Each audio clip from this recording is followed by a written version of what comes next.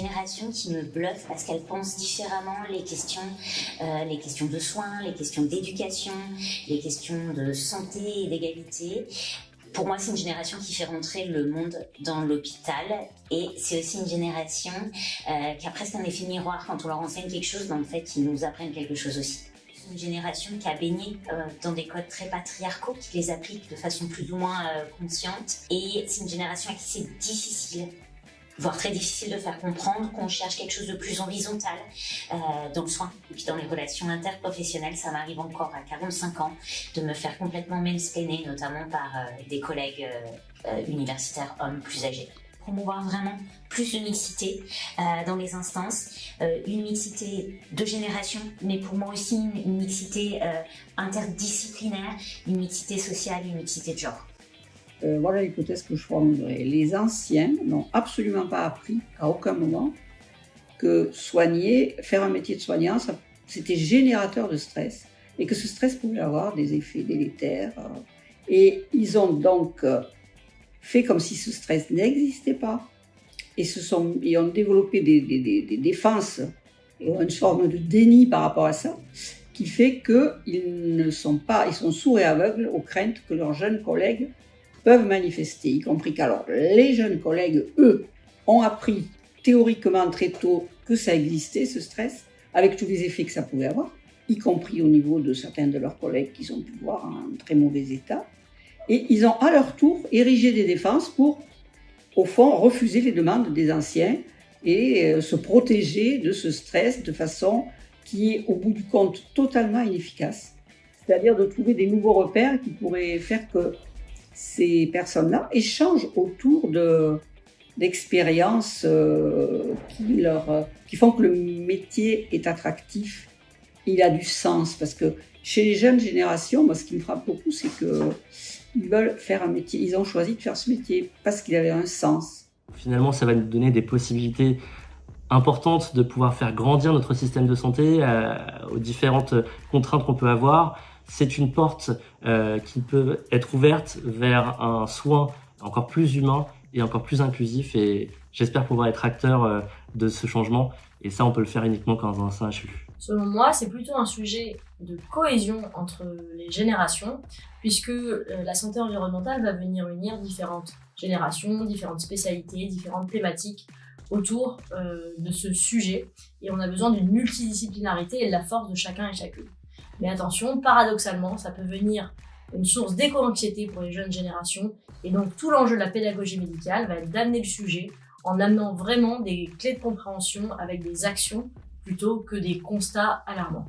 On s'est rencontrés à la faculté pendant notre première année de médecine et on s'est jamais lâché pendant nos externats, internats et post-internats respectifs. On a changé de site à chaque fois. Donc c'était extrêmement déterminant pour moi de toute façon ce choix. S'il n'y avait pas la possibilité dans un même endroit de pouvoir rester tous les deux, moi je ne serais pas resté, c'est sûr et certain. Les opportunités à la fois de recherche, d'activités médicales qui sont liées. Je n'ai pas envie de perdre, en tout cas pour le moment, une activité médicale à proprement parler. J'ai envie de poursuivre des gardes et un vrai travail de réanimation. Ce sera aussi probablement l'architecture du traitement des données en réanimation, parce que je m'orienterai vers une carrière universitaire dans ce domaine-là, et si les projets qui sont en cours, notamment d'un point de vue local ou européen pour les traitements de données de réanimation, prennent l'essor qui est prévu, je pense que je vais poursuivre dans cette voie-là. L'hôpital fait probablement peur à tout le monde dans ma génération, mais peut-être pas plus que certains autres types d'exercices. Je pense aussi que l'hôpital a une grande inertie et beaucoup de ressources qui peuvent nous mener à bien dans les années qui viennent. Je pense que je l'avais pas du tout pensé comme ça initialement, parce que finalement le poste devait être pourvu. Et c'est au cours de cette année que j'ai fait un Master 2 en recherche, où j'ai travaillé sur des thématiques sur lesquelles j'avais déjà un petit peu travaillé, et en fait qui m'ont beaucoup intéressé, qui m'ont peut-être plus intéressé que ce que je pensais. J'avais déjà eu l'occasion de travailler en partenariat avec des ingénieurs, donc d'avoir une activité en fait qui n'est pas du tout celle que j'ai au quotidien dans le monde médical classique, où j'arrive et les portes sont ouvertes ou s'ouvrent au fur et à mesure finalement devant moi. Alors peut-être que je les ouvre aussi, mais je pense que les difficultés vont se présenter au fur et à mesure, et je pense qu'on va les surmonter comme on les a surmontées au fur et à mesure. Ces deux expériences ont été particulièrement enrichissantes, à la fois sur le plan scientifique, humain, mais également familial. À McGill, chaque PI a son lab de recherche, souvent de petite taille, avec 1 ou 2 étudiants master, 1 ou 2 doctorants. Cela apporte beaucoup de flexibilité et de réactivité dans les projets de recherche et pousse également à faire plus de collaboration. En un mot, continuer à faire ce qu'il me plaît. J'aime l'aspect entrepreneurial de la carrière HU, construire mes projets et les mener à bien. J'aime aussi son côté humain, développer des collaborations bien au-delà de l'hôpital et faire des rencontres particulièrement enrichissantes. PUPH, c'est pour moi la promesse d'une carrière particulièrement stimulante et évolutive, où chacun des aspects du métier, médical, scientifique, pédagogique, managérial, peut être modulé selon mes envies. Le parcours HU n'a rien, comme on peut l'entendre parfois, d'un parcours du combattant. C'est simplement une formation exigeante pour un métier exigeant, mais passionnant. Ce qui m'intéresse le plus, c'est l'aspect hospitalier, donc de pouvoir continuer à m'investir dans le service public et le soin des patients. Idéalement dans un CHRU parce que ça me permettrait de continuer un peu le mentorat avec les praticiens en formation. J'ai également pu voir que la recherche fondamentale, c'est pas quelque chose qui me correspond énormément. Par contre, la recherche clinique et m'investir avec les collègues en recherche clinique, c'est quelque chose qui serait beaucoup plus pour moi. Il n'y avait pas forcément de poste correspondant à mon profil. Alors, en tout cas, je suis passée au CHU. La possibilité de développer le projet d'activité médicale que je souhaitais, qu'aurait pu aussi engendrer après probablement ça aurait pu me motiver sur des projets de recherche. Je trouve que le dynamisme de ma structure par rapport à parfois l'inertie du CHU est intéressant. Notamment le fonctionnement quotidien, l'absentéisme massif généralement, et puis surtout l'absence de pouvoir hiérarchique sur le personnel, étant donné que tout est cloisonné. Il y a la hiérarchie administrative, la hiérarchie des soins, la hiérarchie médicale qui n'interagissent pas forcément. Et puis la lourdeur de la tâche au quotidien avec de nombreuses tâches administratives et surtout une absence de réactivité souvent. Et quand on a un jeune PUPH, on veut que ça aille vite.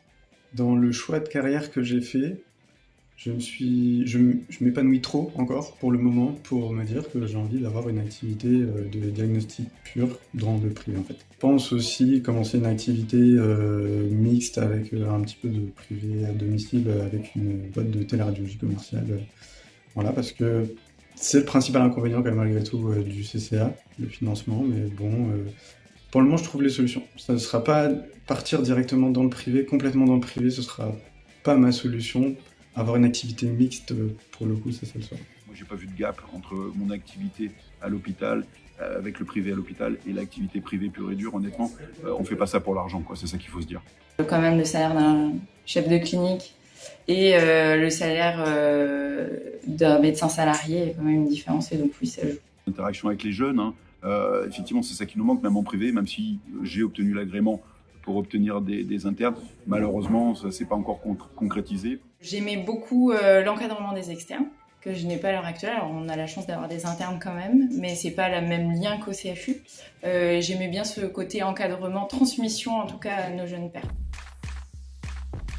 Oula, je l'ai vu. Mettre en évidence toutes les compétences et toute la vitalité qu'il y a au sein de mon établissement. Robuste, catalyseur. Pour les trois, ce serait de construire un monde des possibles pour les soignants de demain.